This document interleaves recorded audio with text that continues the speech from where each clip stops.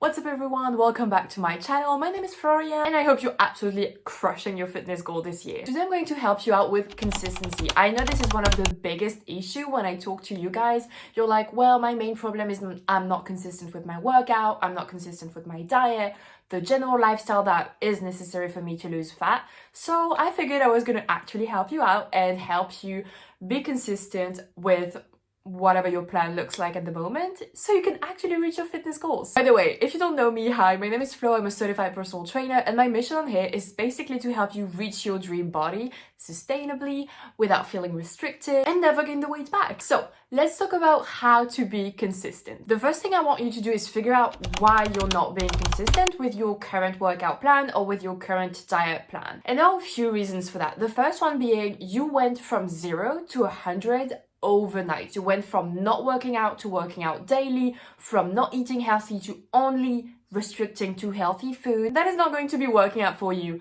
long term. So ask yourself, am I doing too much all at once? And if so, how can I step back a little to actually make it manageable and enjoyable and something that I can sustainably do in the future? So if you have been working out every single day or 6 times per week, maybe you should tone it down to, I would like to say 3 to 5. Like 3 to 5, especially if you are on your fat loss phase, is kind of the sweet spot because you want to do like 2 to 3 weightlifting sessions and then 2 to 3 cardio sessions. So, that's 6 max, but I would do just 2 and then 3. You do not need to work out more than 5 hours every single week. Another really common thing is you do not like your plan. You do not like what you're eating. You do not like what your workouts look like. And if that's the case, then you want to just change that. You want to figure out, why am I not liking what I eat? And the most obvious reason is because you went from 0 to 100, from not healthy to healthy, and overly restricted and chicken, rice, and broccoli, right? So you don't want to do that. And that's why the 75-25 approach is actually really, really easy here and really convenient. If you eat 4 times per day, so that's breakfast, lunch, snack, and dinner, you will actually be able to get 3 very healthy, high in protein, high nutrient meals, and then 1 gets to be a fun meal, whatever you're craving, whatever you're used to, and that will make the whole sustainable thing, the whole consistency thing, so much easier. So make it enjoyable, make it sustainable, and make it like something not overwhelming. Second thing here, you want to write shit down. Write your goals, make them realistic. Make sure you don't say, I'm going to lose 20 pounds this month, because this is going to not work. You want to be realistic with your goals, and then you want to write a realistic plan as well. We've already covered that in the first part, but you really need to write stuff down. And then from that, from the goals and then the plan, track your progress every single day. You will see where you're at when it comes to your goals, and that makes it so much easier to actually stick with it, because it will be giving you extra motivation on the daily when you see, for example, oh my god, I've been lifting heavier, I've been running faster, longer, I'm losing weight, all these stuff. If you see it, if it's written on paper, if every day you record, for example, your workout, you record your weight without it being obsessive, it will help you keep that motivation go when it's going to kind of lag down after 3 weeks, I would say. Number 3. Again, this is kind of an extension of what I was just saying. You want to have everything that you're incorporating into your lifestyle, the workouts and the diet and everything else, as an extension, like a logical extension, even logical improvements off of what you're already doing. You don't want to change from 0 to 100 overnight. This is the best recipe for a disaster, but you really want to make sure that it actually fits your lifestyle instead of the other way around, right? So for example, waking up at 5 a.m. may be convenient for some of you, may not for others. It was convenient for me when I had a desk job. I was home early, so I could go to bed early, so I could wake up early. But then I switched to being a waitress, right? And I would work from 7 p.m. to 1 a.m. and I was not gonna be up at 5 again to go to the gym. So I would work out at about like between 4 and 5 p.m. So you really want to figure out when is it convenient to actually do it and make it easy. Like if you make it easy for you to follow the plan, then you will not be consistent. Another huge consistency tip that is so slept on, pun intended, is sleeping enough. Now, some people are gonna be like, I'm fine with 6 hours, but research tend to say that we need at least 7.5 to 9 hours every single night. And if you do work out, and if you actually work out, like give your all in a workout, you will need the sleep. Like after a long run, I need 9 hours or I am not a functioning human being the next day. It really depends. So you kind of want to figure out how much you actually need. I like to do that over the weekend. Just let yourself sleep and figure out, like, record when you went to bed and when you fell asleep-ish, and then what time you naturally woke up. And that will give you a good indication of how much sleep that you actually need. Now let's talk about why this is important. Basically, when you don't sleep enough, you have a higher cortisol level, you feel more stressed, you feel kind of you're going to be a pain in the ass that day. You're also going to be hungrier and not for the healthy food. If your body didn't get the energy through sleep, it's going to want it through food. Most likely, you know, the sweet food, highly processed and really like quick sugar food. So this is not ideal if we are trying to not only lose fat, but just eat healthier in general. And if you didn't sleep enough, what's going to happen? You're also going to be, I don't really feel like working out today. I didn't sleep well, so let me skip that. And this is why you are not consistent.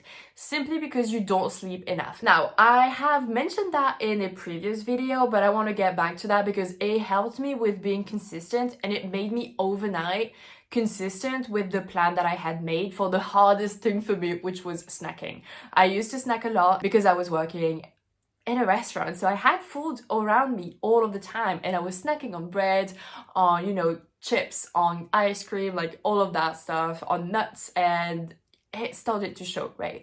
So the easiest thing I did that overnight helped me not snack was to create a reward system. So every day that I would not snack, I would save up like €2, €5. It would add up over the days, right? And at the end of maybe a month, or when I had reached a specific amount that I was trying to get to buy a certain thing, I would buy that thing. And it was usually like workout clothes because I'm a huge fan of that. And it changed so much.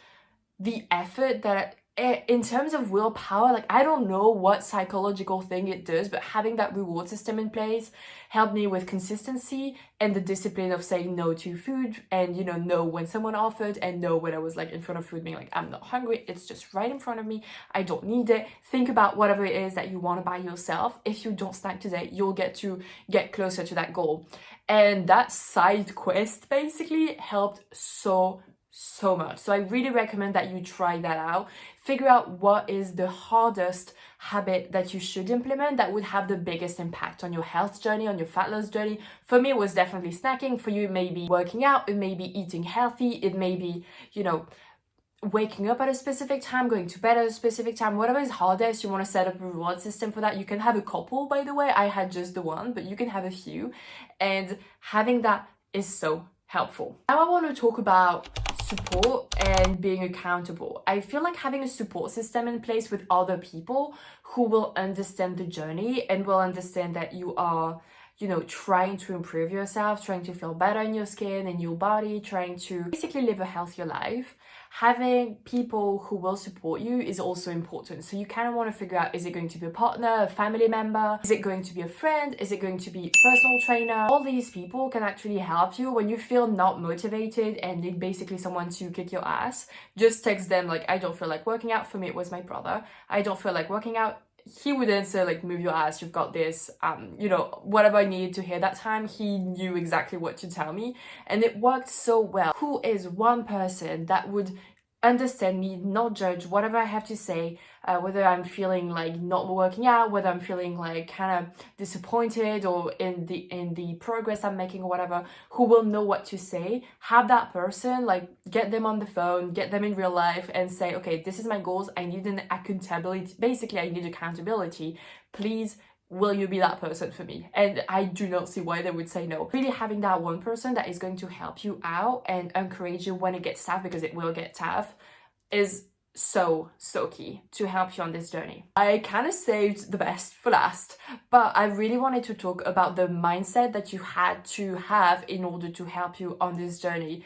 And having a growth mindset is going to basically, if you don't have that, it's going to be really difficult to stick with the goal, stick with the plan. If you keep yourself stuck in the cycle of starting, stopping, starting, stopping, starting, stopping. And maybe there is like a really long like time happening between the time you stop and the time you start again. Some people, it's going to be like over the weekend they stop and they binge on food and you know they party a lot and so on, and they're like, I'll start next Monday. For other people, it's like literally weeks, months of just stopping and saying like, I'll start next month or we'll start next year, and all of that is harming your progress more than anything else.